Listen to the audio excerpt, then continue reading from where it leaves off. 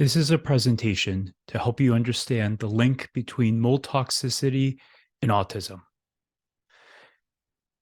When you stand back and ask, what is autism? And you may say, well, it's already been so well defined, except when you really drill down into it and you really start considering it, you start seeing that we have clumped autism as this garbage can of a diagnosis where there's the beautiful side of the child, right? The neurodivergence, the magical side of them, the capable side of them, the brilliant side of them, along with all of the dysfunction and suffering and pain and disability. And right now, when we say autism, we basically say, well, all of that is one thing. I probably am somewhere on the spectrum. There are a lot of people that are somewhere on the spectrum, and yet a lot of people who are on the spectrum don't suffer. They don't have dysfunction. They have quirkiness. They have elements of them that are not of the norm. But the intense anxiety, the sensory overwhelm, the dysfunction, the disability is not part of that. And what I would love to help you see is the difference between all of the magical pieces of what we call autism, the neurodivergence, the special parts of the human being that we would never want to take away. That is part of who they are, and it is what makes them so special. And then there is the dis-ease of what we call autism, the dysfunction, the disability, the overwhelm, the pain.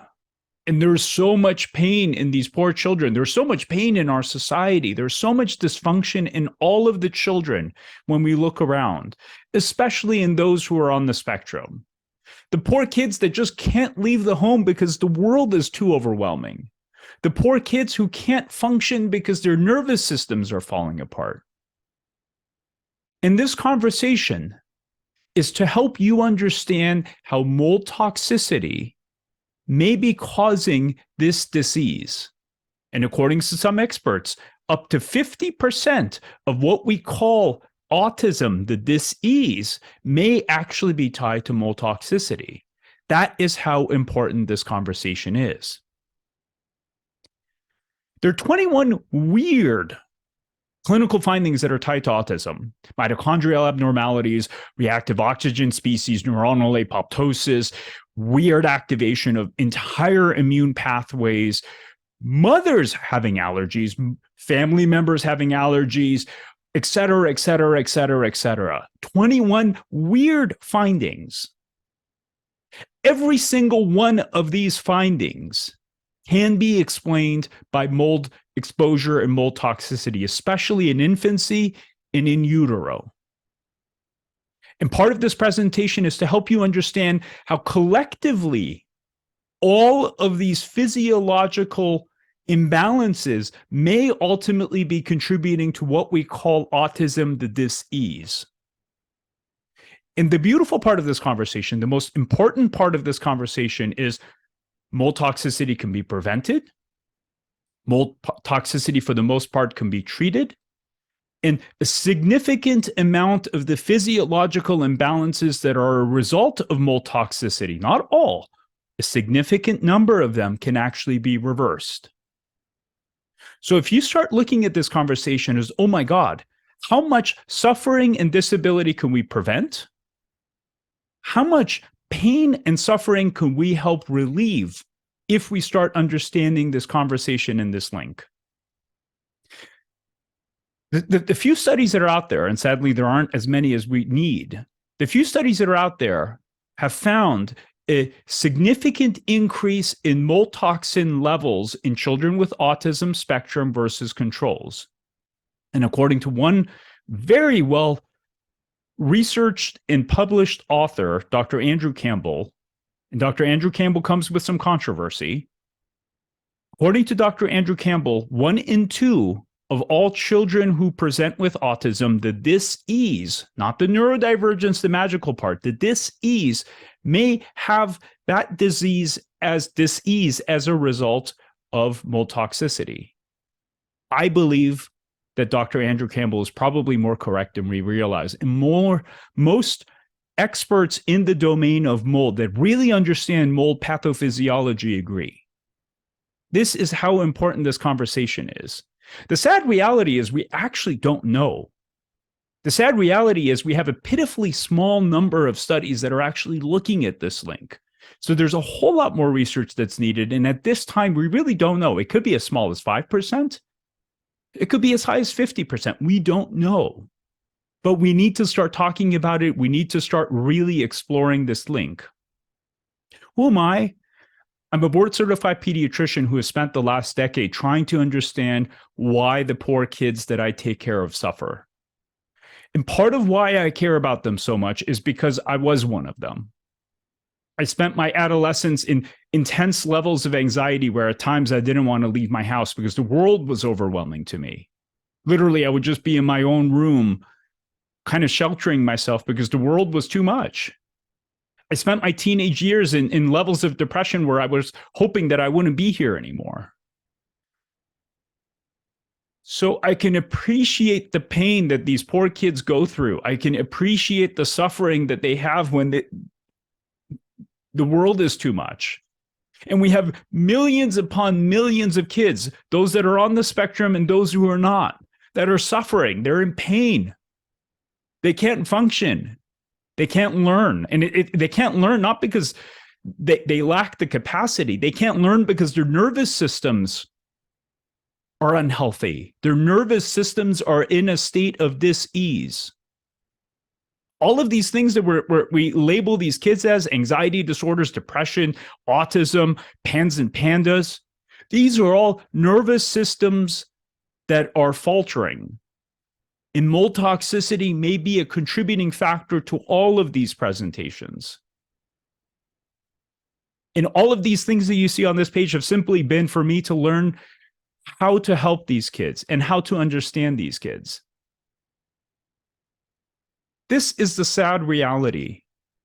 1 in 10 to 1 in 2, 10% to 50% of all children, of all people are exposed to mold.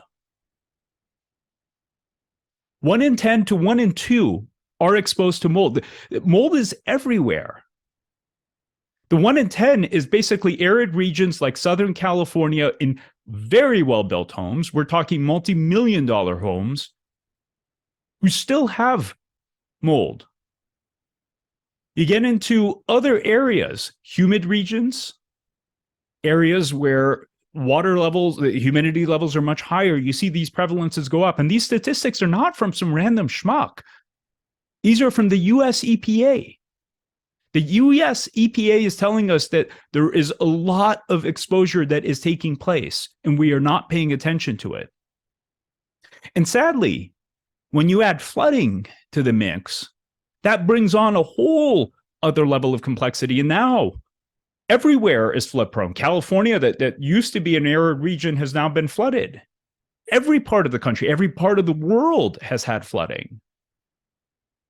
And if a house has been flooded, 1 in 5, 20% of those homes have heavy amounts of mold, not a little bit, heavy amounts of mold. And the reality is that most families can't afford to do a full remediation. People don't have flood insurance for the most part. So what do? They do the best they can. They take out the parts that were obviously damaged. They fix things to the best of their ability, and that's it. They move on. Which means likely a lot of homes have mold because of environmental factors, because of building standards, because of a host of other reasons.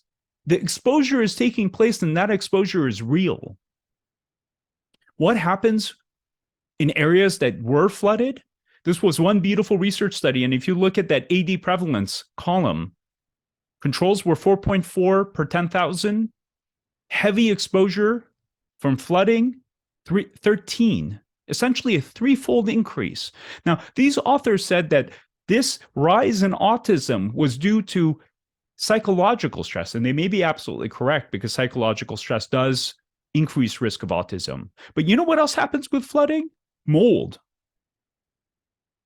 If this connection between flooding and mold in autism is real, in areas that have been flooded, there may be a 300% increase in autism. And yet we're not even talking about it. We're not even looking at it. We're not even thinking about it. That is why this conversation is so important. The sad reality is mold toxicity is incredibly easy to miss. There's no FDA-approved test to check for it. If you go to your regular doctor and they run some labs on your child and say, well, labs are normal, it's almost impossible to detect through those regular labs. If you get really fancy and you order some kind of organic acid test or some kind of mold toxin test, even those tests are completely fallible. So we're in essentially the stone age of mold toxicity and understanding mold toxicity and assessing mold toxicity. If you're very particular, and I've been trained to be, you start seeing subtle signs like liver enzymes being elevated, these anti-nuclear antibodies, which is a sign that the immune system is off. Weird levels of low white blood cell counts, not dangerously low, not you have cancer low, but enough to the point where if you look at it, you're like, oh, that's kind of weird. Except what do the pediatricians do? They look at these, oh, yeah, sometimes we see a little bit of elevation in liver enzymes. It's not dangerous. Your child doesn't have hepatitis. They're not going to die from it. And then they move on. You see weird patterns where the child is allergic or reactive. They may have sensitivities that look like this, where they're sensitive to the entire world. And you may be a parent. When you look at your labs, you're like, oh, yeah, my liver enzymes were elevated. And I've had many families where I'm like, can I see your labs? Yeah, my labs were normal. Can I see them? Did anyone say your liver enzymes were? Yeah, the doctor noticed that, but they didn't think it was a big deal. This is how easy it is to miss mold toxicity if you do conventional labs. The frank, honest answer is all of our fancy holistic tests are not that much better. 60 to 70% times, 70% of the time, if you do an organic acid test, which is a way to check the biochemistry, you'll miss mold toxicity. If you get fancier and you do these urine mold toxin tests, maybe 1 in 2. If you get really, really sophisticated in how you do it, your sensitivity goes up to 80%, presuming you know how to look at the test. These tests give false positives. You do antibody tests, your levels get higher, but those tests can still miss it. And if you're really, really sophisticated, you do multiple tests at the same time, then you can start understanding if this link is real. But you can see the fundamental problem in this. One, you have to pay a whole lot of money out of pocket. Current testing is not that great. And I'll share with you at the end of this presentation a simple screening you can talk to your doctor about that may help you determine if this is going on. But the current testing standards are pitiful. They're inaccurate. They're misleading. And this is where we are. We're in the stone ages of our understanding of mold toxicity. Mold inspections regularly miss mold. I've had inspectors come, oh, your house is fine. There's nothing there. And I go to the parents. I'm like, you guys have mold. No. We were told.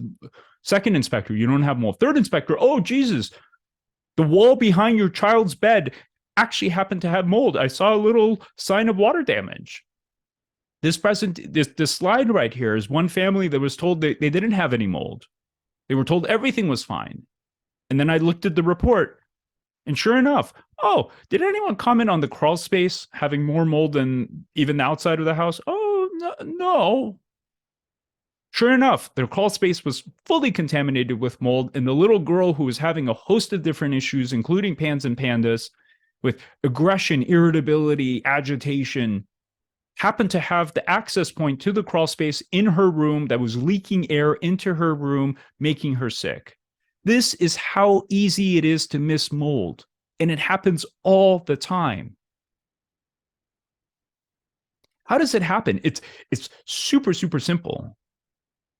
Drywall, you add water to it, you get mold. Drywall is heavy paper plus calcium carbonate or some mixture of that sandwiched between the paper. You know where paper comes from? Tree bark. What does tree bark have in it? Mold spores. Drywall has mold spores embedded in its matrix. So once there's enough humidity that hits drywall, you get mold. Cardboard paper can do it. So if you have a closet where there's a whole bunch of cardboard boxes, lots of books, all of those can start getting moldy if there's enough humidity. So in those regions of the world where humidity levels hit 90% and your air conditioner or dehumidifier is not running all the time and your humidity levels go up to 80, 90% for multiple days at a time, that will be sufficient to cause mold. That is how simple it is to have a problem. And again, regular inspections will miss it. Why newer homes have mold more than before? Construction techniques have changed. We're building houses faster than we do, so we're cutting corners. And the other part of it is, what have we done in the last 20 years? We've created energy efficient homes. How do you create energy efficiency?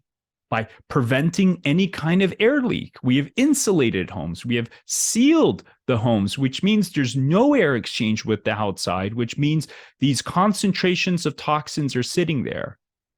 And if you look at mold toxins as cigarette smoke, essentially, sadly, the walls are oozing out volatile compounds, gases that are essentially cigarette smoke, except more toxic.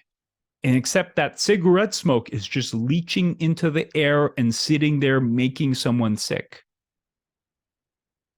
And unless you have a nose like mine where I can smell that musty smell, most people can't smell it, can't see it, because it's behind the wall, it's underneath the house, it's in the air conditioning unit, it's in the attic. You can't see it most of the time, and therefore you miss it. Mold toxicity is also now, mold toxins are now in our food. Look at the FDA column and the EU column. Certain toxins like zearalenone and ochratoxin is not even regulated in this country. Other toxins, our standards versus the EU is dramatically different. And because of climate change and because of the fact that certain foods are now sitting in silos with lots of rain, lots of humidity, flooding, those grains are becoming moldy, which then makes it into our food supply, which then makes it into us. And these are the foods that are oftentimes most contaminated.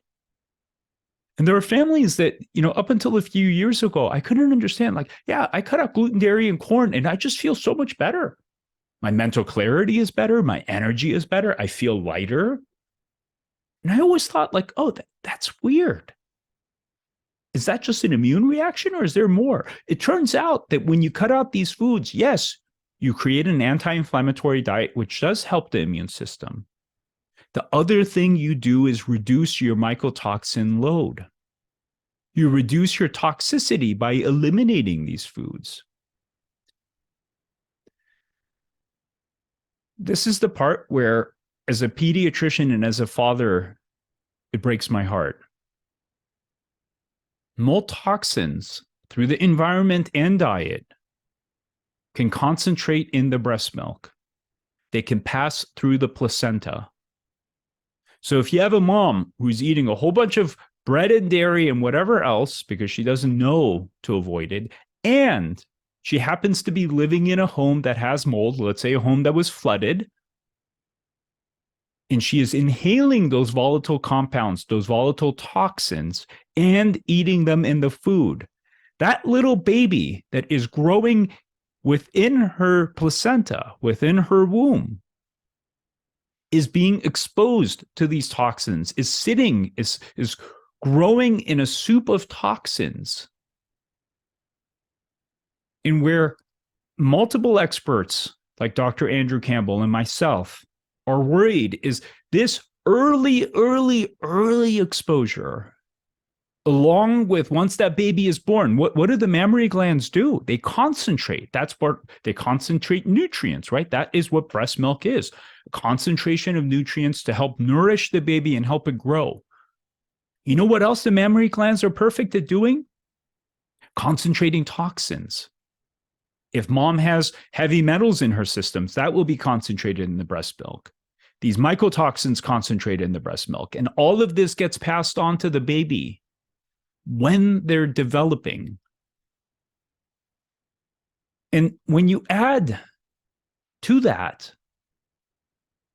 the baby who's crawling all over the place, so they're essentially vacuum cleaners, right? When they're crawling, they put everything in their mouth.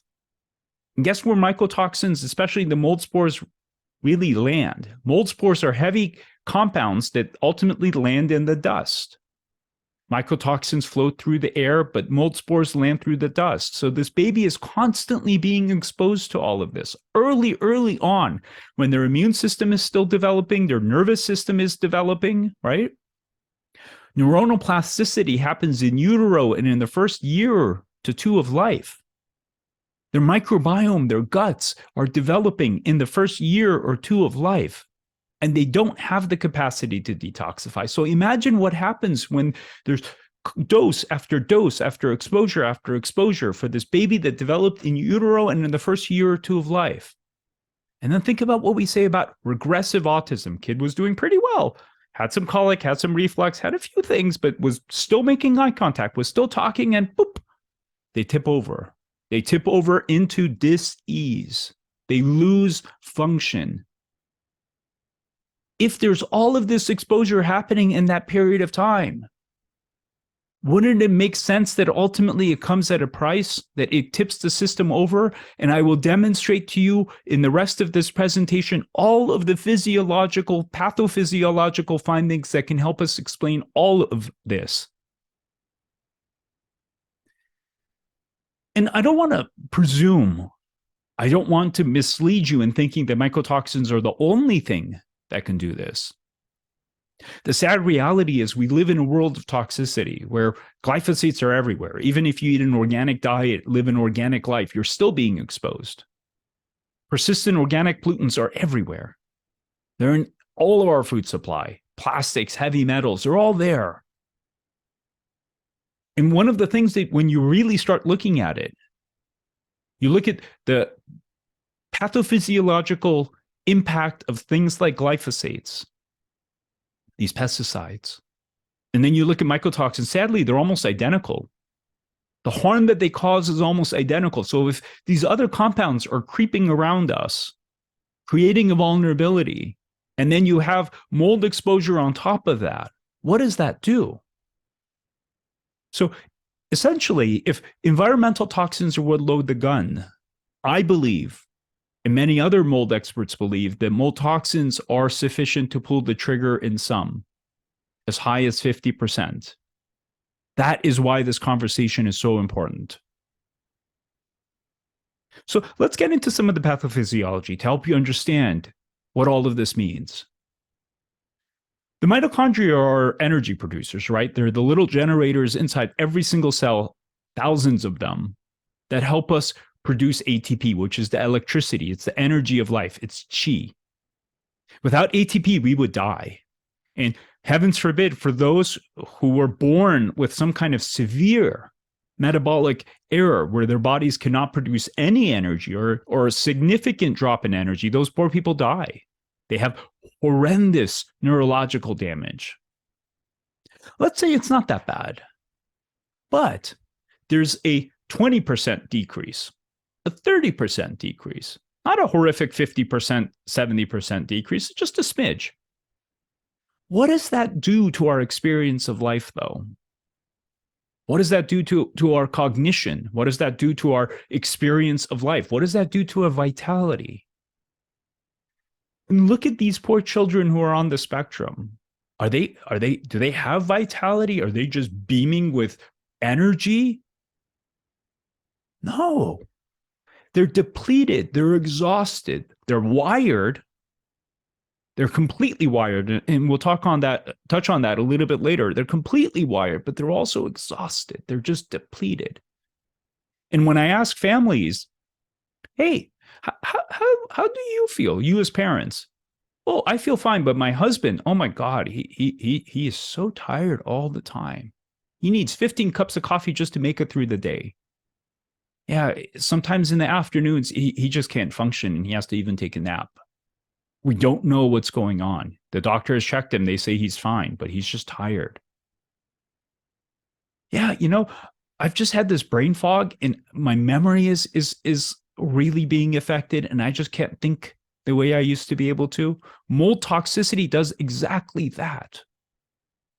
And when you look at this slide, these are a host of different articles that I've pieced together. You see that pretty much every single part of the mitochondria, from the electron transport chain, which is the conveyor belt that produces the ATP, to the membrane of the mitochondria, all can be harmed by mycotoxins. And what we find in children with autism are mitochondrial abnormalities.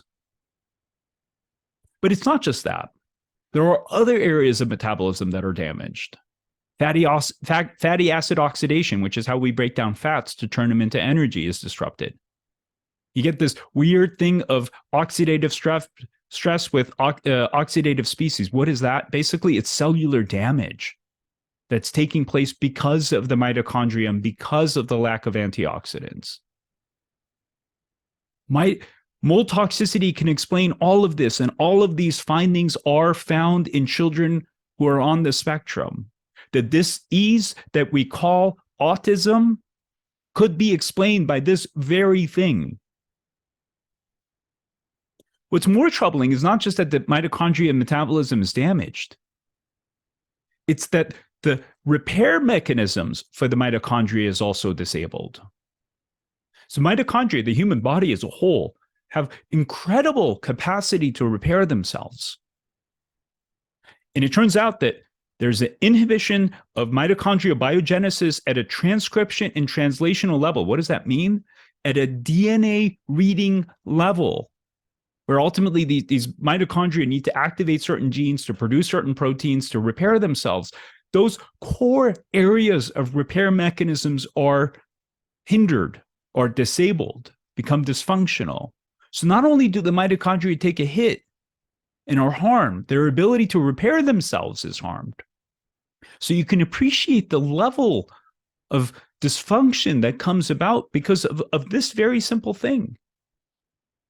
And when I check these children through these organic acid tests, basically checking their biochemistry to see if there are issues with the mitochondria, often I find these elevations in these compounds that are suggesting that the mitochondria are not functioning well. Now, a lot of my conventional holistic colleagues will say, oh, well, there's a mitochondrial error, so let me give your kid some CoQ10 and some B vitamins and blah, blah, blah to help repair or restore these things without asking why in God's good earth this happened in the first place.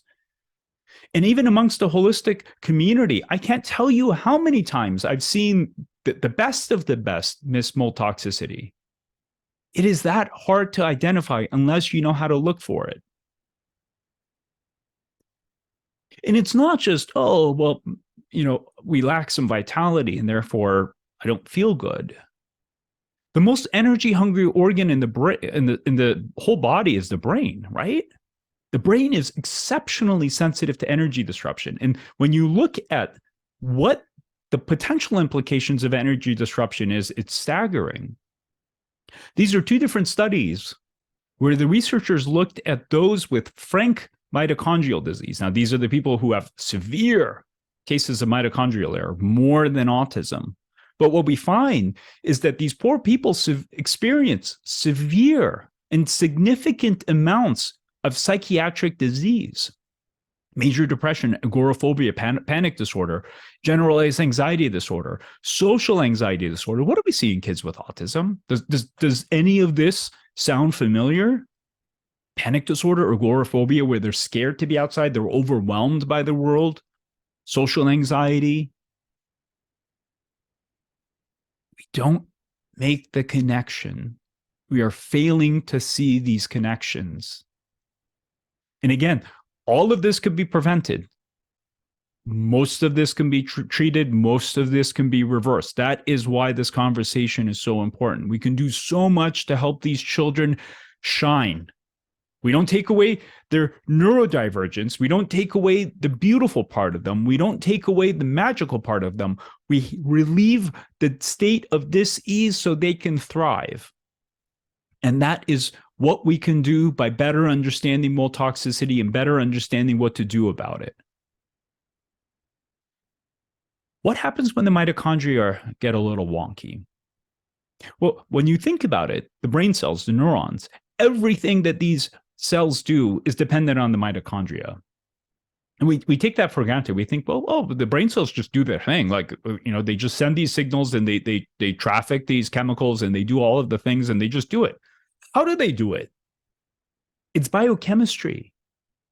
And ultimately, ATP is the driving factor for all of this. So if you can imagine, there's a significant but still subtle drop in energy production in ATP, let's say 20%. How does that 20% drop impact this? Brain fog, learning issues, poor executive functioning, other things can all be tied to this. There's a very interesting part of this conversation that goes beyond just, oh, well, neurons get tired and therefore it can cause whatever issues. It turns out that in the front part of our brain, the prefrontal cortex, that is where our brains handle information from the outside world. Why is that important? Well, it turns out that in the prefrontal cortex, there are these funny little traffic control cops, these GABAergic interneurons. And they act as an important brake on excitatory signaling. They are the traffic control cops of information in the brain. Who cares, right? Well, it turns out that these GABAergic traffic control cops have high energy demands and rely heavily on mitochondrial energy metabolism, more so, I believe, than the rest of the neurons within the nervous system. And when you have some kind of dysfunction, it creates a complex information processing error. What do children with autism have? I can't handle the world. I can't handle the world. The world is too much. The world is too much. Why is the world too much for these poor kids? Because they can't handle the complex processing of information in their prefrontal cortex because their traffic control cops are asleep. Imagine if the traffic control cops in the middle of a busy intersection, they're chronically fatigued. So they're like, I'm just going to take a nap right now. I'm so tired. The same way some of you parents who may be watching are chronically fatigued, the traffic control cops in your child's nervous system may be experiencing the same thing. And that dis-ease, that suffering, that overwhelm is a reflection of this. And ultimately, what they find is that this may be tied to autism spectrum along with a host of other things because of the abnormal sensory gating. The gating, the closing of sensory input that is not necessary. On top of relieving the exposure, reducing the mold toxin exposure to allow the mitochondria to start repairing themselves, to allow the mitochondria to start functioning better.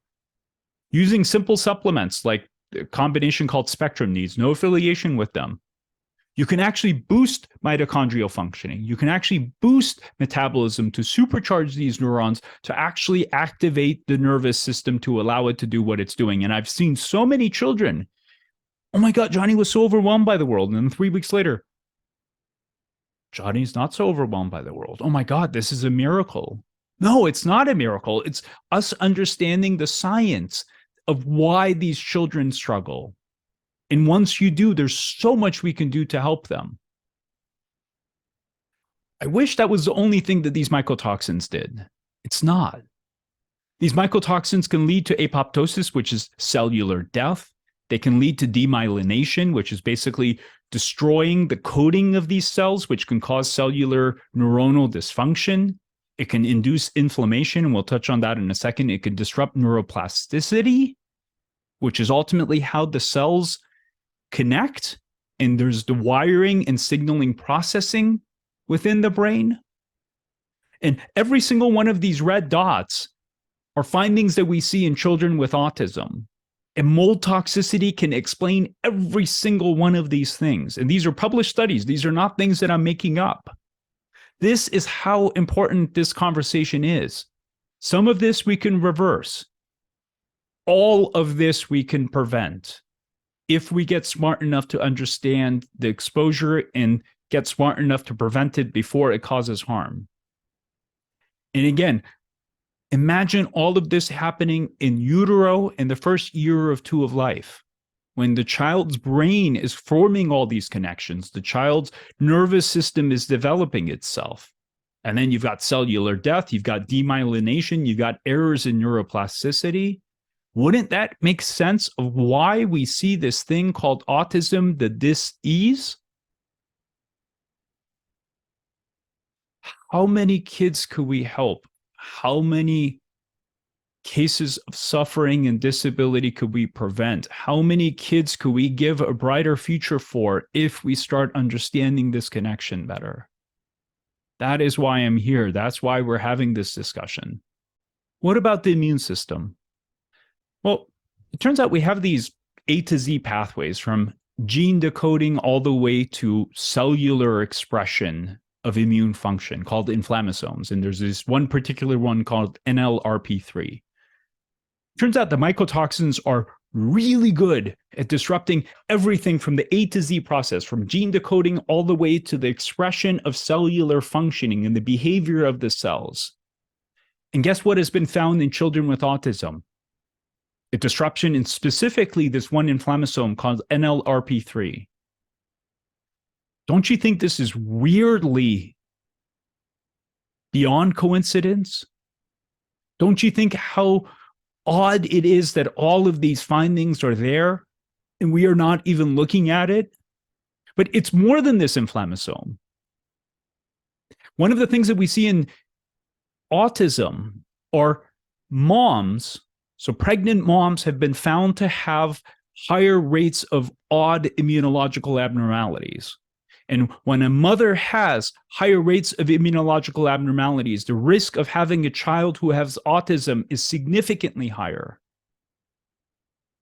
Now, in the case of this study, what they did is they took these pregnant pigs and they injected these poor animals with a good dose of mycotoxins. They just injected it into their bodies one time. And what they asked is, what would this single big exposure of mycotoxins do to the babies of this pregnant pig later on? And what they found is weeks after those piglets were born, their immune systems were still acting strange. They had a decrease in the T regulatory cells. What are the T regulatory cells? They're the master regulators and controllers of the immune system. They are essentially the traffic control center or traffic control. The control center of the immune system are these T regulatory cells. They keep the immune system regulated, as the name implies. What they also found were alterations in TNF alpha, interleukin 2, interferon gamma, which are all pro-inflammatory compounds. So on one hand, the regulatory cells were decreased. On the other hand, the pro-inflammatory compounds were increased. And ultimately, one of the things that is most important, non-cytotoxic concentrations are enough to disrupt these pathways. So you don't need a boatload of mold toxins to do this. And for those of you who have had your home exposed and some nonchalant Yahoo comes in who probably had no more than a week of training to suddenly become a mold expert, comes in and they're like, oh, you have a little bit of mold, but that little bit of mold is not a problem. This person who has no medical background, who has very little training, is making this very nonchalant conclusion of, oh, the mold you have in your home is not a big deal. It's not enough to cause harm, like as if they're actually understanding what the pathophysiology of mold toxicity is. This is how significant this problem is. And we have many families, millions of families that are probably living in small amounts of mold that are sufficient to cause harm. And again, why this conversation is so important? Imagine this exposure happening early in life. Imagine this exposure happening in utero. Imagine this exposure happening in the first year or two of life, the most critical immune maturational events. And that is where the concern really comes.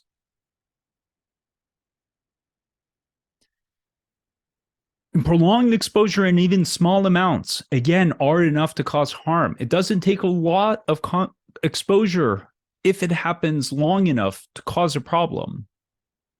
It's not just that you get immune activation or lack of immune regulation.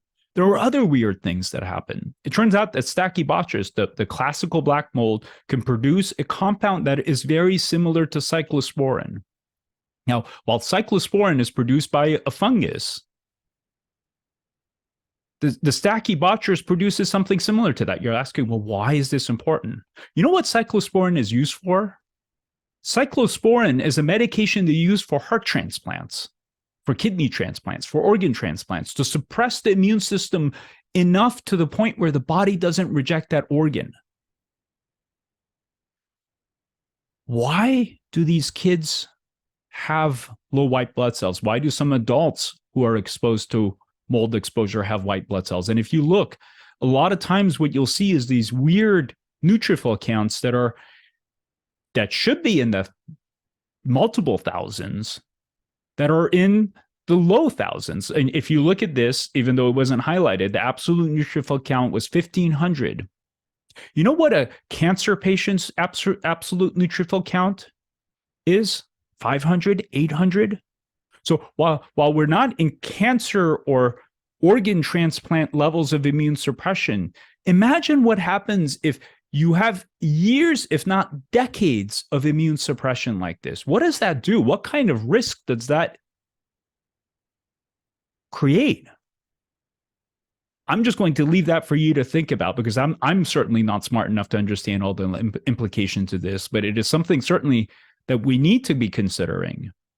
And I see these low white blood cell counts all the time. 10% of the kids, at least, if not 20%, present with exactly like this. And I've seen plenty of parents where it's like, oh, did anyone say your white blood cell counts are low? No. This is what mold toxicity can do. And we need to start thinking about it. What about the microbiome? Where did penicillin come from? In fact, where do most of our modern antibiotics come from? Fungi and molds. Penicillin. Penicillin came from penicillium. What is penicillium? Penicillium is a type of mold. Now, there's a whole family of penicillium, some of them dangerous black mold, some of them not. It turns out that mycotoxins have an inherent, all mycotoxins, or I should say most mycotoxins, have an inherent antimicrobial behavior. In this one study, these graphs that you see right there are studies where they took specific strains of beneficial bacteria, lactobacilli, bifidobacters, all bacteria that we take probiotics from. Exposure to mycotoxins caused these levels to drop in a dramatic fashion. And the key part down there is not just that they decrease the diversity of the microbiome. Sometimes they do it permanently. Now, permanently is permanently because no one has taken any steps to address it. Once you address the exposure, you remove these toxins from the system, you rebuild the system, then permanently doesn't have to be permanently. And I've seen this in hundreds of children that we've rehabilitated their gastrointestinal tract and microbiome by doing this work. All of this is possible if we just understand what is happening. And the point over here also that I should stress is that these are findings that are common in children with autism. Now, one of the things that happens when the microbiome is disturbed is all of the downstream or secondary consequences. For instance, a healthy microbiome keeps everything else that's in the gut in check. All of us have candida.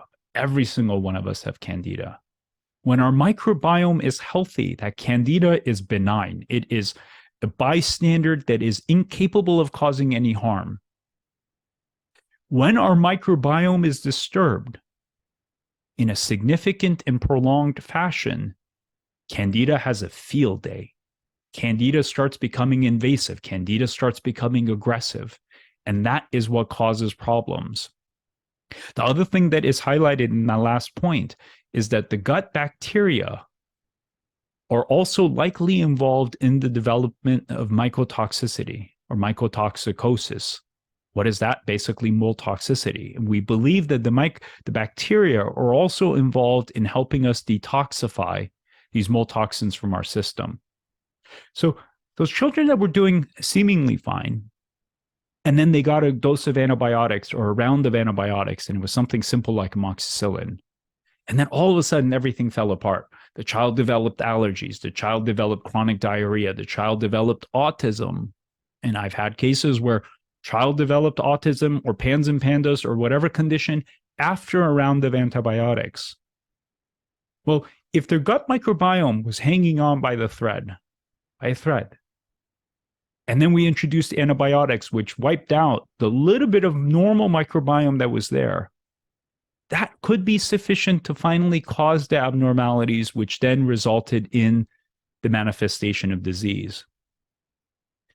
And what these studies demonstrate to us is that when the gastrointestinal tract is compromised, when the host is immune suppressed, and we touched on this earlier, so the actual immune system itself is incapable of protecting the gut, the common, normal, harmless, commensal fungus suddenly becomes aggressive. It becomes nasty.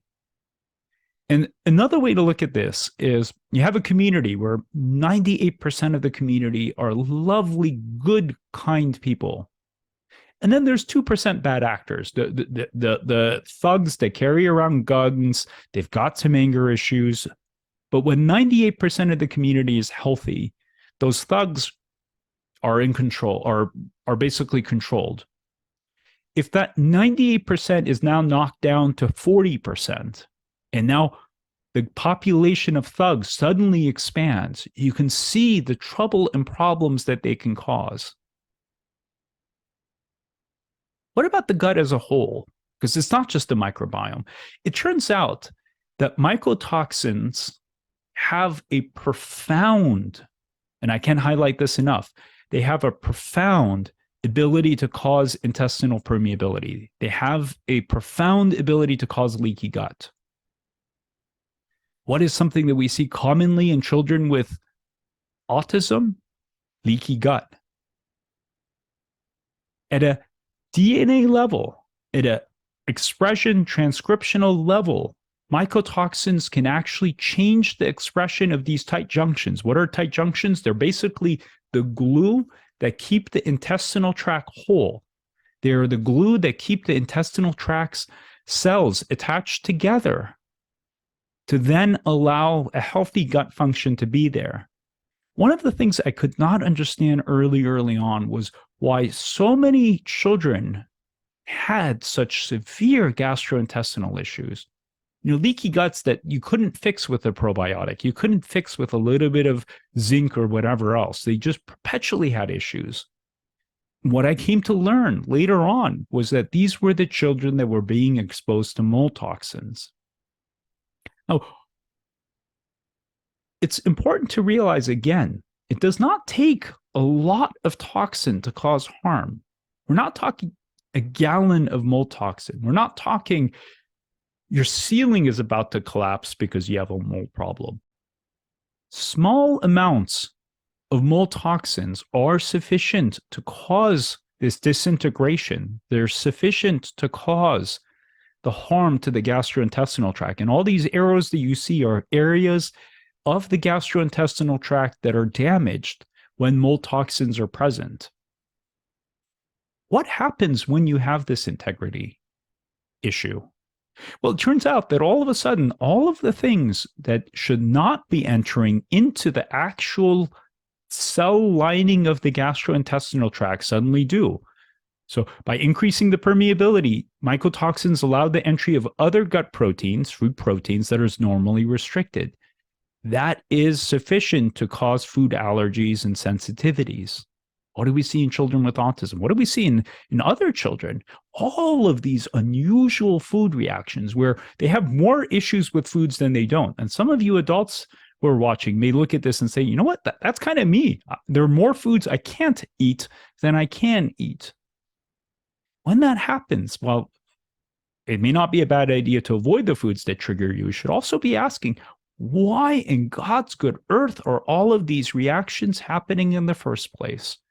The one thing that I've commonly seen are mycotoxins, and it turns out Lyme disease are two things that can cause this degree of disturbance that then can result in these food sensitivities and allergies. And these authors say it is particularly important for us to pay attention to the babies. Why? Because if these changes happen in the gastrointestinal tract of a little baby early on when they are priming their immune system, right? We expose babies to peanuts in the first few months of life. Why? Because we want their immune systems to develop tolerance. What happens if your gastrointestinal tract is disrupted from day one, from the moment you are born, and everything that you're exposed to actually triggers a reaction? And then that exposure continues. That may be the reason why we see allergies later in life. One of the things that I see in some babies that are exposed are horrendous levels of colic, constant reflux, just weird gastrointestinal issues in the babies. And if you look at the literature in autism, a lot of children who have autism had colic and reflux early in life. There is a reason why all of these things happen. There is no coincidences in the body. Nothing just happens because it happens. Everything has a reason. And when you start making these connections, all of a sudden you're like, oh my God, yes, that is why this poor child has suffered. That is why this poor child is struggling. That is why this poor child has a million food allergies and autism and or whatever.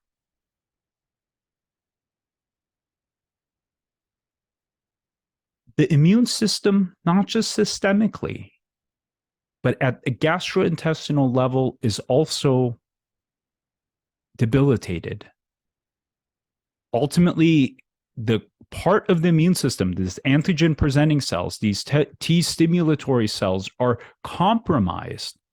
So the gastrointestinal tract's immune system is not capable of actually doing its job to keep invaders out. Now, why is that important? Well, it turns out that when that happens, so when you have leaky gut, when you have intestinal permeability, and then you add to that an immune alteration, an immune abnormality, and that allows the pathogens to enter the gut lumen, that is a key step in the induction and persistence of inflammatory bowel disease. What do we see in children with autism? A 200 to 300%, 2 to 3-fold higher risk of having inflammatory bowel disease than the rest of the population. We could prevent all of this. We could treat most of this if we are simply aware enough to understand that this is happening. And this is why this conversation is so important. One of the things that we see in children with autism are these abnormal antibodies against these folate receptors. I also have found this in some children with PANS and PANDAS, the extreme anxiety, the extreme difficulty with executive functioning, where these kids' brains just seem like they went through a blender. Children with regressive expressive language, where they were talking and suddenly lost language ability. Folate receptors, at least in my clinical practice, have been found in all of these kids. And they have been demonstrated to be much higher in children with autism than the rest of the population. Now, while we don't know if mold toxins are actually capable of triggering this, I can tell you clinically, I see much higher rates of these folate receptor antibodies in the kids who have mold exposure than kids that don't. Not a published peer-reviewed study, just my own observations. But just think about it. The microbiome and the microbiome, the healthy mold and fungi in the gut, are disrupted. You have intestinal permeability in potentially a very significant fashion. You have a disturbance in the gut immune response. Is that combination sufficient to trigger these folate receptor antibodies to come about? It's possible, and at least in with some of the people that I've talked to who truly understand this way better than I do, they agree that this is a possibility. We don't know. But it goes beyond this.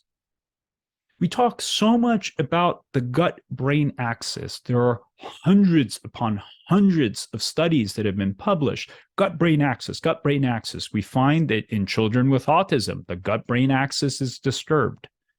If these same abnormalities are present, so clearly the gastrointestinal tract at every level is disturbed, how does that impact the gut-brain axis? And how does that then impact cognition, anxiety, mood, in the poor child who is now labeled as autistic? We need to be looking at these things.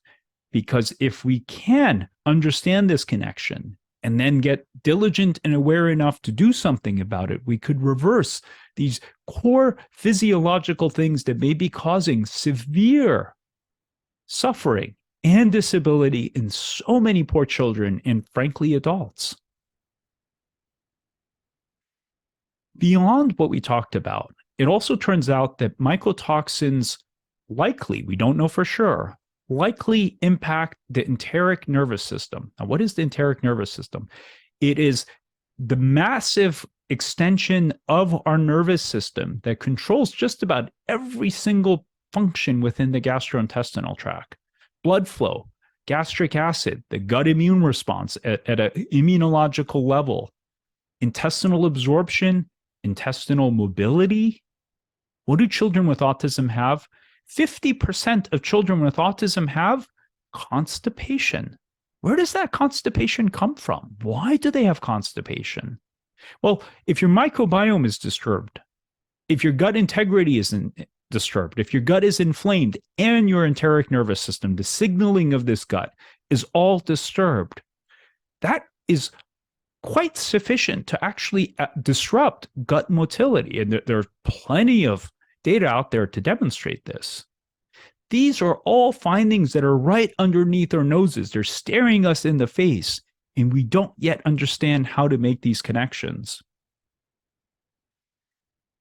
Mineral absorption, the gut's ability to absorb minerals, is disturbed. Why? Because the microvilli are impacted. Now, how does that show up?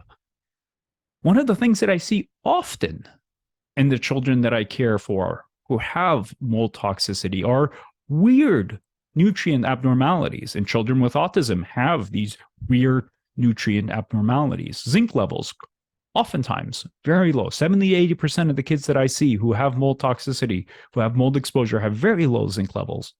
These kids can absorb iron. We flood them with iron. Oh, your iron levels are low. Let me just pour a gallon of iron into you. Why did this child lose the ability to absorb iron? Oh, your child has iron deficiency anemia. Let me just give you iron. Mold toxins, because of the fact that they disrupt the gastrointestinal tract and they disrupt nutrient absorption from the gastrointestinal tract, not only can cause these kinds of abnormal mineral deficiencies, I've seen countless cases of failure to thrive where these poor kids cannot grow for the life of them.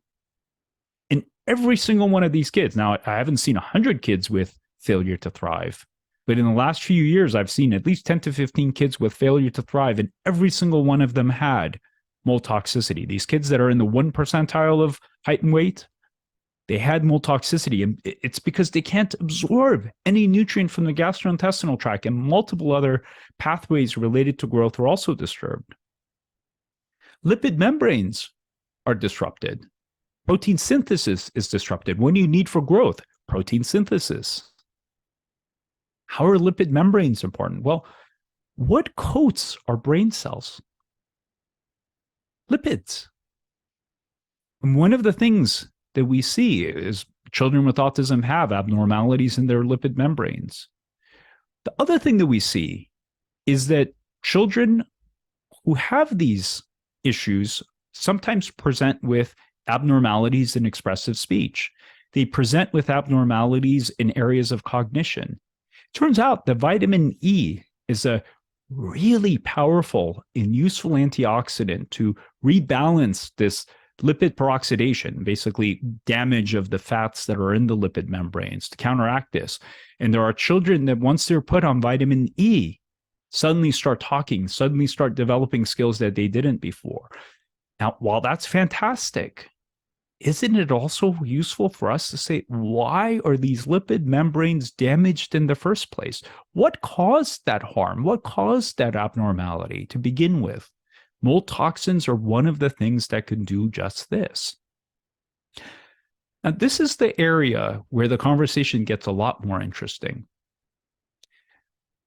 What we find in children who are on the spectrum, Asperger's or full-fledged autism spectrum, is an abnormality in all kinds of allergic manifestations. So children with Asperger's, 70% have atopic dermatitis, which is eczema, asthma, or allergies. They have higher rates of eosinophils. Children with autism have a much higher rate of these conditions as well. What's really weird is that it's not just the children. It turns out that a very high percentage, 1 in 3 of children with autism, have family members who have higher rates of allergies. Isn't that weird?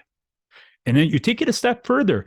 If a mom had higher rates of allergies when she was pregnant, during the second trimester, a twofold higher risk of having a child with autism. How can we make sense of this? Well, what can molds do? Trigger allergies. Aspergillus directly, Aspergillus being one of the nasty molds that's commonly found in water-contaminated homes, directly can trigger atopic dermatitis, eczema, asthma, and rhinitis. One of the other things that mold spores, most mold spores, and the mold toxins that they produce, these gases that are just floating in the environment, it's like having your walls smoke cigarettes, except you can't smell the cigarette unless you're really sensitive to that musty smell. The musty smell are these volatile compounds that are being released into the environment. The gases and the spores can trigger mast cells. Mast cells release histamine. These allergy-like reactions that we see are ultimately a histamine-mediated reaction. If a family is living in a home that has mold, and that pregnant mom is being exposed to that mold, and now she or other family members are having allergy issues, because allergy issues are very common and indisputably tied to mold exposure, and that baby in utero is being exposed to these mold toxins. So mom has allergies.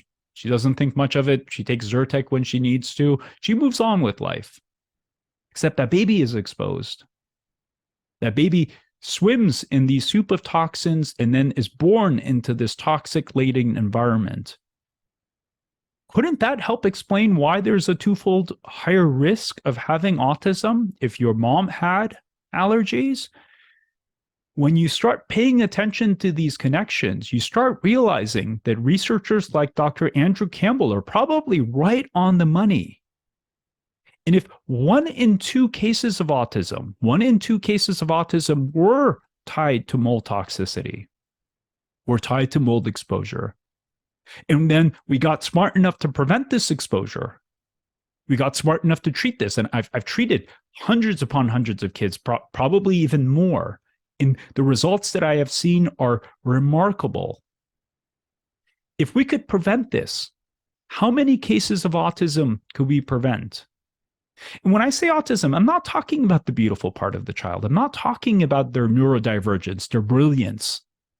I'm talking about the suffering, I can't handle the world. The world is too much, their anxiety, their suffering, their disability. That piece of the autism, how much of that could we prevent?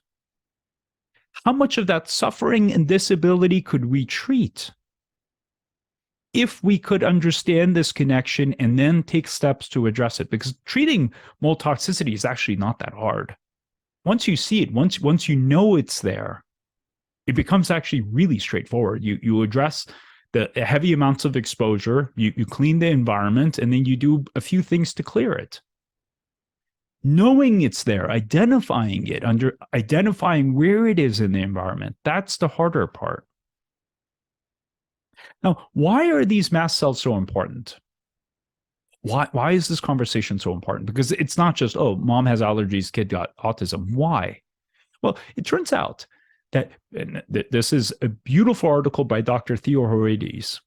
Now, Dr. Theoharides doesn't say mold is the reason for this. What he does say is perinatal mast cell activation by an environmental other factors can lead to the release of pro-inflammatory and neurotoxic molecules, thus contributing to the inflammation that causes autism pathogenesis. I'm the one that added that mold up there, and Lyme disease and a host of other things can trigger this as well. This connection is real. There are multiple studies, not just one or two, multiple studies that have clearly demonstrated that mold toxins and molds can trigger mast cell activity. And Dr. Theoharides is a brilliant and very well-regarded researcher who talks about this connection. Now, this slide is to show that there are many things that can trigger mast cell activities. And I don't want to presume or suggest that molds are the only thing. A host of things can do it. And likely a host of things are coming together to create the vulnerability. And when mold toxins show up to the soup of things that are there, that combination is what is sufficient to cause a powerful activation of this to then result in things like autism. And I believe PANS and PANDAS is actually a different manifestation of a similar phenomenon. And upwards of 1 in 2 children with PANS and PANDAS, at least in my practice, have mold toxicity. Now, why is histamine important? Because it's not just the allergy response, and it's not just the mast cell tie to the brain inflammation. What does histamine do in the nervous system? This is something really important for all of you to think about. What does histamine do in the nervous system? Think about a time where you took Benadryl, or your child took Benadryl, or someone you knew took Benadryl. What happened when you took Benadryl, or you've taken other antihistamines? What happens? You get groggy, right? Benadryl, you just knock out. Benadryl just knocks us out. Why does Benadryl knock us out? Benadryl is an antihistamine, right? It's an anti-allergy medication. Why does an allergy medication cause us to pass out? Well, it turns out that histamine, along with glutamate, are the two primary regulators of the sympathetic nervous system, meaning they're essentially the air that keeps the balloon inflated. And that balloon inflation is the sympathetic response. It's the tone that it sustains, which keeps us alert. So histamine influences our arousal centers and ultimately causes us to maintain a certain level of alertness. Without histamine, we would just be a big blob that would be sleeping all the time. Now, glutamate is the other compound. The reason why we take magnesium and GABA and other things are to actually activate GABA to then counterbalance the glutamate. And we'll touch on that in a second. Histamine also happens to be really important in regulating food intake.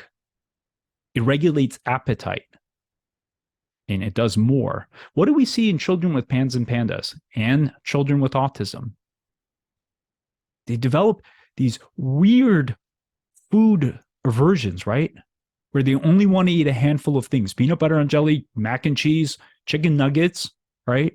And what we see in children with PANS and PANDAS is, as part of their diagnostic criteria, there's this dramatic drop, right? A dramatic drop in their appetite, where suddenly the child just essentially stops eating, or suddenly they stop eating any significant amount of food.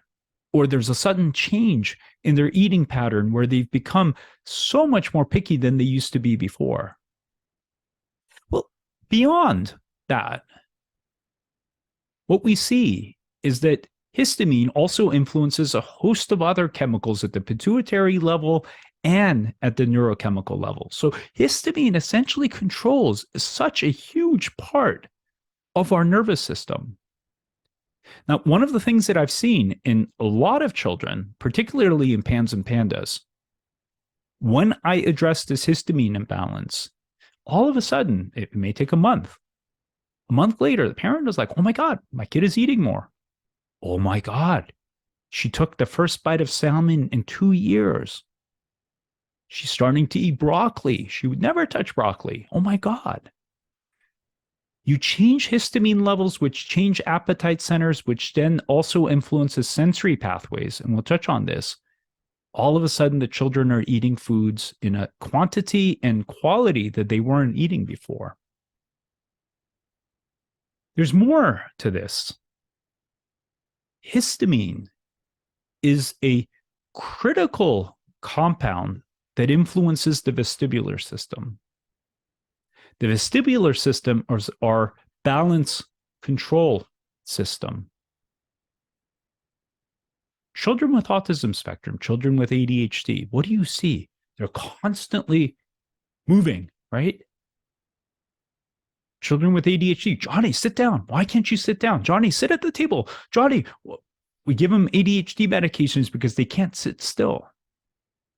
I can't tell you how many children I've seen with supposedly severe ADHD that actually had that manifestation because of this very thing that we call vestibular function. It also influences sensory gating. And while they talk about pain as a whole, histamine changes how our brains receive and control information. So that earlier piece that we talked about with these GABAergic interneurons influencing sensory gating, it turns out that histamine also does that. So when you think about this, there's almost a double hit. There's the mitochondrial nervous system abnormality that takes place in the prefrontal cortex, right? Because these traffic control cops are disturbed or asleep. What also happens at a peripheral level, the way information is ultimately coming into the nervous system, that piece is distorted. And therefore, there's a flood of information that comes into the nervous system, which then results in abnormalities in sensory gating. Why are these poor children so overwhelmed? Why do these poor children with PANS and PANDAS, with autism, with ADHD, they can't control the amount of information they come in? Constant distractibility. What causes the constant distractibility? The sensory gating. What causes the social anxiety that these children have?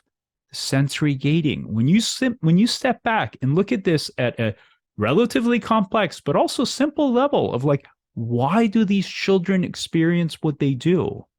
This information suddenly makes dramatic sense. And it turns out that there are supplements that you can use to address this. DAO enzymes, diamine oxidase enzymes, Seeking Health histamine block being one of them, actually happens to be quite good at addressing this. You add to that a compound called PEA, along with luteolin, a company called Mirica makes that. That combination actually can help calm this down. And presuming the child doesn't have tons of mold exposure, you can actually reverse this. Studies have demonstrated, these are animal studies for the most part, that histamine, beyond just the general sensory gating, can directly influence specific sensory pathways. Sound processing. These poor children, they get overwhelmed in their environment. Balance, motor planning. Oh, my kid's just clumsy. My kid just falls all the time. Why does a child fall all the time? Children should be so capable of movement. Why would they have that? Why are children so sensitive, especially the children on the spectrum? Why are they so sensitive to smell? I have some families that are like, I can't eat in the same room as my son because every time we eat, the smell of the foods just completely overwhelms him. The kids who can't handle their hair being washed, they can't handle clothing on their bodies. That's the tactile sensitivity. Visual tracking errors, the kids that skip lines, they have zero hand-eye coordination, they have trouble reading. This is the visual tracking. All of these are very real. And when you start paying really close attention to it, you see it in the children all the time. Those kids that have supposedly learning disabilities, where except their only learning disability is they can't read, and then when you drill into it further, you see their eyes just bouncing up and down. Yeah, we have to use a ruler to help Susie read. Yeah, Susie uses her finger to slowly read because that's the only way she can read. That's a visual tracking error. And sometimes that could be due to a histamine imbalance. We could prevent this. We could treat this. And I've seen so many children, hundreds upon hundreds of children that have presented with these very things. And why, when I address the root cause, I address the mold, I address the histamine imbalances, 2 months later, the child with severe ADHD has no ADHD. The child with severe social disabilities and anxiety suddenly has no anxiety. These are not pie in the sky, ridiculous ideas. These are rooted in pure physiology. And when we understand these physiological links, treating them actually becomes really easy. What else do these mycotoxins do outside of the sensory? Well, it turns out that by activating parts of the immune system, the neuroglia being the immune cells within the brain whose job it is to protect the brain from whatever infectious insult, mycotoxins can cause a profound, a powerful activation of this immune response. Why is that important?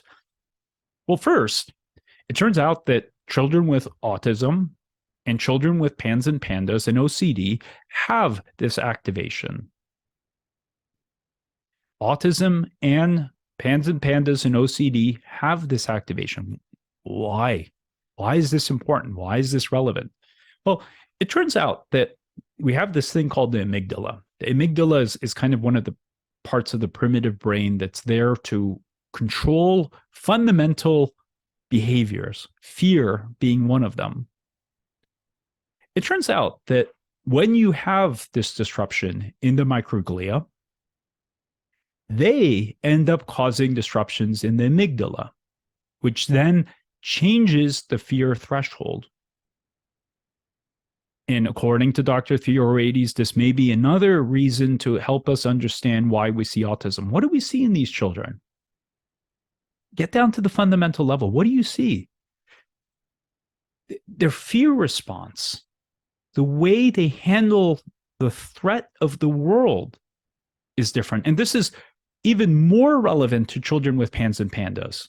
Look at these children and how they perceive their environment. They explode. Why do they explode? Because everything is perceived as a threat to them. Same thing with some of the children with autism. Everything they perceive as a threat. Why do they perceive these things as a threat? Why do they behave the way they do? They don't want to be this way. And some children with PANS and PANDAS, they apologize, they cry because they act one way that is so irrational. And then 5 minutes later, when they come back to themselves, they're like, I'm sorry, I didn't mean to do this. These kids are suffering because something is happening to them. These are not just accidental things that take place. You think about the suffering that is there in these kids, the disability that's there, the limitations these kids have to live with. Autism is a disability. The beautiful part of that child, their neurodivergence, the magical thinking, the creativity that they have is not the disease. That is their gift. And it turns out the highly creative, the highly intelligent children happen to also be the most sensitive to mold toxicity. The bulk of my practice are these highly intelligent, highly sensitive kids who are either on the spectrum or manifesting with these other things. And when you add mold toxins to these children's physiology, bad things happen that we could prevent and treat. At a neurological level, these mycotoxins can disrupt the blood-brain barrier. The other thing that's unique about these compounds or these molds is that they can produce compounds, ergotamine being one of them, that can actually mimic dopamine. So think about, on one hand, you've got high levels of histamine, and high levels of histamine is like your kid drinking 15 cups of coffee every day. And then you have these molds that are producing compounds like ergotamine that essentially also increase dopamine norepinephrine levels. So it's like giving your kid just a touch of speed on top of coffee. And when you look at some of these kids who just cannot settle down, PANS and PANDAS again being some of them, autism being some of them, where they're just so activated, they can't fall asleep, they're constantly hypervigilant. You understand why these things are happening. Everything that happens in the nervous system has a reason. We are just not sophisticated enough to really understand these reasons. Beyond the histamine, beyond the ergotamine, one of the other things that also happens with ochratoxins, which is one of the toxins that molds produce, is this excitatory effect from glutamate directly. So if the two master regulators of the sympathetic nervous system, glutamate and histamine, are both disturbed, and then you add these speed-like compounds on top of it, and then you add the sensory issues on top of it, and then you add the mitochondrial abnormalities on top of it, and then you add the gut-brain barrier and all of the abnormalities that are there on top of it, you start getting to a place where you're like, oh my God, I understand why this child is suffering the way they do. I understand why this child is struggling the way they do. And we could prevent this. I've treated hundreds of these kids. And the reason why I'm here is to share this information because I hope that thousands upon thousands, if not millions of children can also be helped once we start really understanding these connections. One of the other things that we see are abnormalities with folate levels.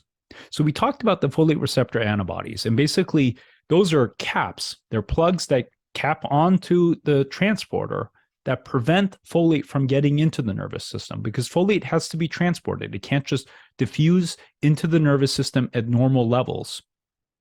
Now, you look at some psychiatrists, some neurologists, what have they started doing? They've started giving leucovorin, which is this massive drug of folate. You're basically pouring a gallon of folate into the nervous system, into the body, hoping that that gets into the nervous system. Why do these children need obscene levels of folate to cause their nervous systems to normalize? I mean, it's a clever idea. Yeah, like sometimes it's very smart to flood their body with folate so enough of it gets into the nervous system. Why do these kids need a gallon of folate to allow enough folate to get into the nervous system? Well, if you have these folate receptor antibodies, that's one reason. It turns out that mycotoxins are inherently capable, without the folate receptor antibodies, to also disrupt folate transport. Wouldn't it be a whole lot smarter to understand the root cause and address the root cause of these issues rather than just blindly throwing a gallon of folate into the body hoping it does something? This is why this conversation is so important. Now, what happens at a total level? So all of these things happen. The microbiome happens, the mitochondria happens, the insult to the nervous system, the histamine levels. But what about cognition? These are multiple studies, and you can see the first one is from Dr. Andrew Campbell. A host of very unusual things show up when mycotoxins are present. And I've seen all of these in children. Working memory, short-term memory is disrupted. And one of the things you see with that is that kids have trouble learning math. Yeah, they're fine with other things, but math is just such a struggle. You need working memory. You need effective working memory to be able to learn math. There's inattention, impairment in executive function. Yeah, I've got to tell Susie 15,000 times to just sit down and do her homework. She just will not do any work on her own. I constantly need to remind her, do your work. Come on, Susie, do your work. If the child is constantly distracted and their executive functioning is disturbed, and they have memory issues, so learning is a difficult thing, would you be any different? Would you want to sit there and do your schoolwork? Would you like to do schoolwork?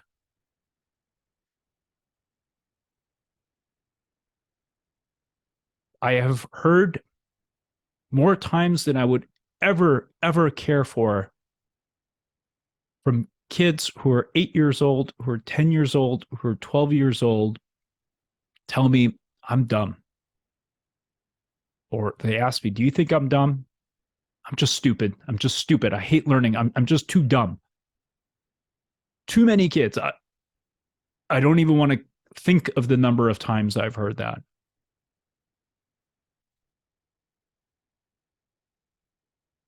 And when you see ultimately the deterioration and the confidence that these kids have, where they just start giving up on learning,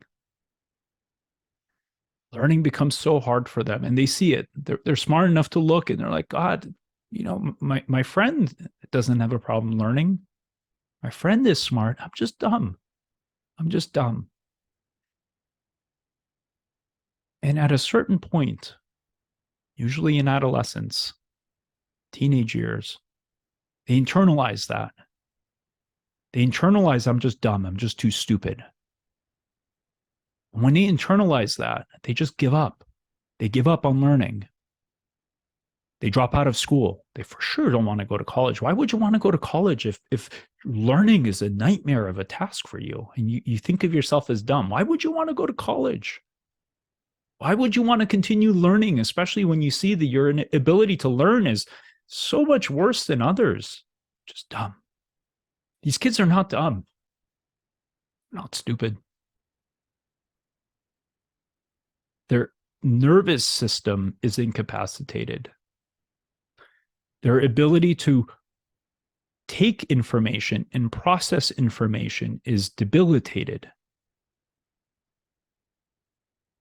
And I can't tell you the number of kids that I've had who are failing.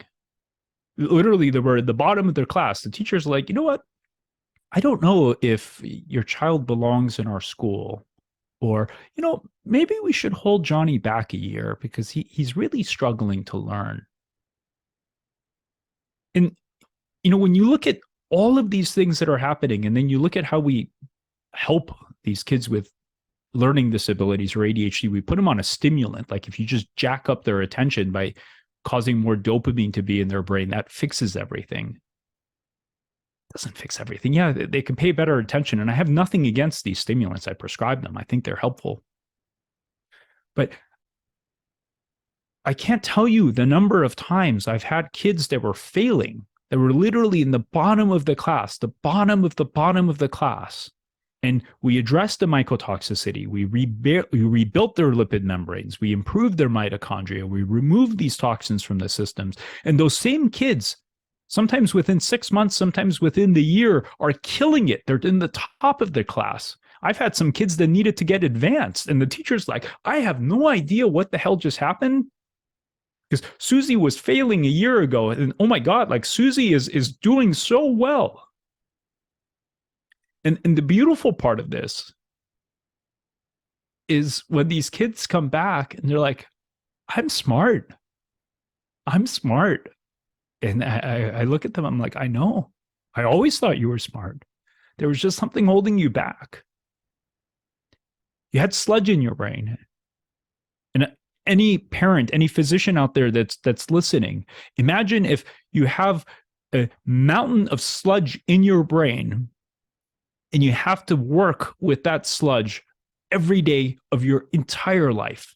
And all you know is thinking through that sludge and trying to learn with that sludge and trying to work with a horrendous level of brain fog that probably most of us can't even begin to comprehend. And I'm sure there are some parents out there or individuals out there that experience like, oh my God, yeah, that's me. My memory has been shot. I can't think. I've had moms whose kids had mold toxicity have to essentially, or parents, fathers as well, have to quit their jobs because their mental disability, their brain fog, their memory issues were so bad that they literally could not continue working because of these issues. These are real. 1 in 10 to 1 in 2 people are exposed to mold toxins in this country. 1 in 10 to 1 in 2 individuals are exposed to mold toxins, and some of these people are probably experiencing these very issues as we speak. We can help them if we just get to a place of understanding. And I hope you're sharing this video with others to help bring more awareness. And this is not just a little bit. Mental confusion can sometimes reach moderate to severe levels of cognitive decline. Varying degrees of altered mental status, altered attention, blunted executive functioning, short faulty short-term memory. These are real, and these are published, peer-reviewed studies. These are not just random ideas that I've pulled out of the sky. This has all been documented, and we are not even talking about it. One of the other things that I see in children, and these are findings that are tied to children with autism spectrum. Children with autism spectrum have all kinds of unusual motor abnormalities, tics, these tremors, these jerking episodes, high rates of them. Children with autism have higher rates of EEG abnormalities, where the neurologist is like, I don't know what the hell is going on with your kid. It's not a seizure. It's not a seizure-like, it's a seizure-like episode. Clearly, there's something going on, but when I look at their EEG, I see weird things happening, but it's not a seizure. I can't tell you how many kids I've had where they either had severe motor tics or seizure-like episodes that were ultimately all tied to the mold toxic exposure. And when we addressed the mold toxicity, all of a sudden these weird abnormalities went away. These things could be treated. These things could be reversed when we get to a place of understanding of why these things are happening in the first place. Now, I'm not saying the mold toxins are the only thing that are capable of causing these issues, because that would be a false statement. Lyme, COVID, heavy metals, glyphosates, plastics, other toxins are capable of causing similar things. What's scary is to think about what happens when you have multiple of these factors at play at the same time. The child had mold toxicity and then got COVID on top of it. The child has Lyme disease and mold. You're living across from a farm and you have mold. It is the combinations that actually cause an even worse problem. And I've seen all of these combinations take place at the same time. Now, some people would say, well, these are all just correlations. And how dare you say that based on these correlations, mold toxicity is causing autism, because correlations are not causation. What I would like to ask is, let's find one other singular explanation of these 21 odd clinical findings in children with autism, just one, that could explain all of them, from the weird mothers or family member allergy issues to the rates of inflammatory bowel disease to the mitochondrial abnormalities. And I'm not saying that mold toxicity is the reason why every child develops autism. I'm not even saying that it could be 50%. We don't know. But the only way that we can know is by having this conversation, by researchers actually getting into this domain and doing more research to really start mapping this out in a more definitive fashion. Ultimately, we don't know what this percentage is. And the reality is that our clinical understanding of mold is still profoundly immature. It's very, very limited. And this is the reason why we need to be talking about this, why we need to be looking at this. If you're a clinician who takes care of these children, the one thing that I've seen is a simple screening. This has not been validated. It is not from any published study. This is my own observation of treating hundreds of kids. It turns out that penicillium and cladosporium tend to be highly immunologically reactive molds. And it turns out that Quest Diagnostics actually has a test where you can check these two antibodies via a blood draw. If you're a parent who's concerned, talk to your provider to see if they would be willing to order these tests. Now, if you get these tests and they're abnormal, and they check these by micrograms per milliliter, and generally if you're above 30 micrograms per milliliter, there's a possibility that there's exposure. Now, is that definitive? Absolutely not. If they're positive, what that would suggest is that there's the possibility of this, and now additional testing needs to be done to actually confirm it. So this is a screening tool, not a diagnostic tool. It's a screening tool that we could start validating and looking at to see how real these antibodies are. Dr. Andrew Campbell, through his lab called My Myco Lab, has a beautiful test that actually checks for immune reactions against the mold toxins themselves. Now, that test is close to $400. And for those families who can afford it, that could be a wonderful screening tool as well. For some people, $400 right off the bat may be a little hard, but at least these could be a starting point. Again, have these been validated? Absolutely not. Can we validate them in the future through studies? I sure hope so. But I can tell you that these two tests, at least in my practice, have been very useful as initial screening tools. And hopefully every physician who is treating children with autism will at least do this to start looking at this correlation in their patients. What we need ultimately is a much higher level of awareness around mold, especially in the autism community. We need to do more research. We need to greatly improve our diagnostic technology to really get to a place where, God willing, there's an FDA-approved, insurance-covered test that can accurately assess if this exposure is happening and then help any provider say, oh, that's mold toxicity. I've got to do something about it. We're not there. We need to get there. So how do you know if your family is being exposed? Well, there are some common things that I see in parents whose kids have mold, and usually one adult or one older sibling has something going on where they're not truly ill. Some family members are truly ill, but in some cases it's subtle. Just tired all the time. I need to drink 5 cups of coffee. I need to take a nap in the afternoon. God, my memory is just not what it used to be. Yeah, I've got so many different allergies, and I've got environmental allergies and food allergies, and my gut is off. Or in some women, because mycotoxins actually mimic estrogens. We didn't talk about this in this presentation, but because mycotoxins happen to be highly reactive to estrogen receptors, they can actually activate estrogen receptors sometimes in a profound way and cause very weird abnormalities in menstrual cycle, heavy bleeding. Sometimes I've seen cases of PCOS or other hormone-related conditions as a result of this.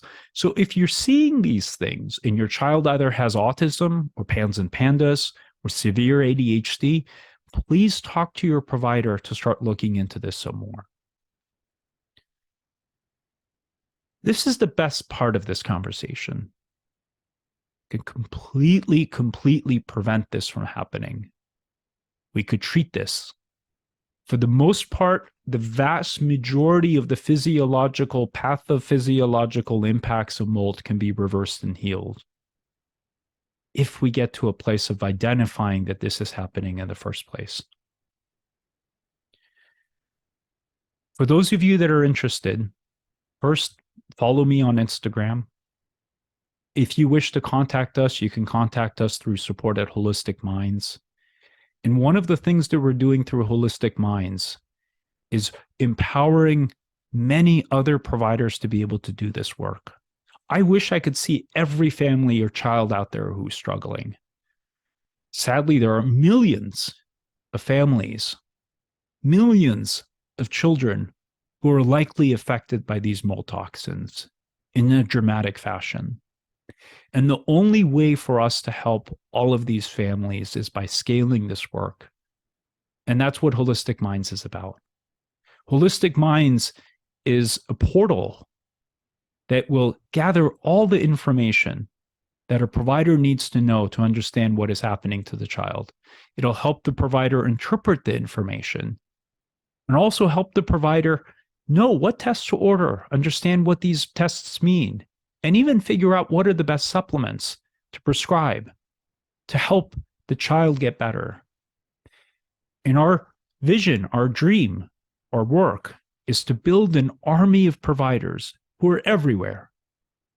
And because the system does all the hard work, these providers can see more patients at a lower cost to ultimately address this epidemic of disease that we're seeing in our society. If you happen to be an investor, if you happen to be someone who would like to directly partner with us, please email us.